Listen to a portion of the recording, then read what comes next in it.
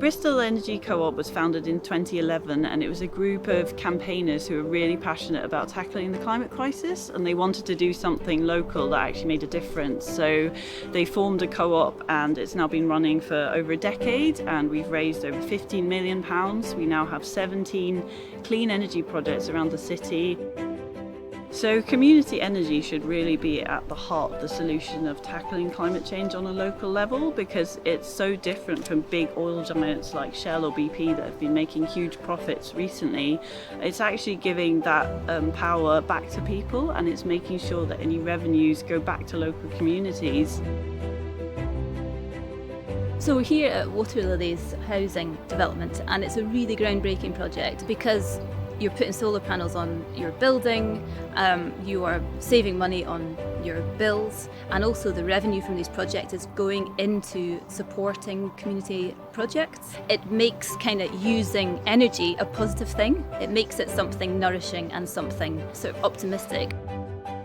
So at Bristol Energy Co-op, we're incredibly ambitious. Over the next 2 years, we plan to double our rooftop solar across the city, and it means that we can invest in more brilliant, innovative projects across the city that are benefiting local people and the environment.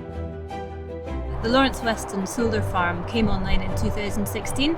It's 4.2 megawatts, and that's enough to power 1,000 homes. Bristol Energy Co-op has grown so much in the last decade despite the obstacles. Just imagine what we could do and what other co-ops like us across the country could do, you know, if the government actually helped us build even more. So it's a really exciting time for the community energy movement, and in terms of our projects, we have such a scale in terms of the different things that we do, from small community buildings that we put solar panels on to huge projects like this one behind me, and all across the country other co-ops are building similar projects, and now we just need the political momentum to really get behind it, to give it the investment that it needs to really fly like we know it can.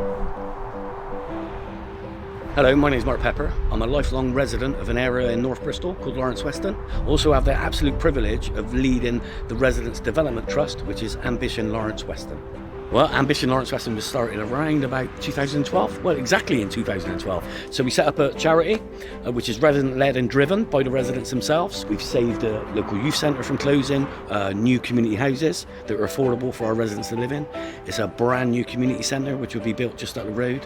Leisure facilities, we've put in 4 new play parks. And then we came across renewable energy. So a group in Bristol, Bristol Energy Cooperative, wanted to use some of our green fields to put a solar farm in. And that's what lit the bulb, really. And in a nutshell, that's where we are today. So we've got the biggest onshore wind turbine in England, and that is owned by the local residents of Lawrence Weston. There's a massive menu of things that the residents want done, and the wind turbine and the money that it generates will go a long way to provide that. My name's Charles Gamble. I'm the co-developer of this wind turbine here.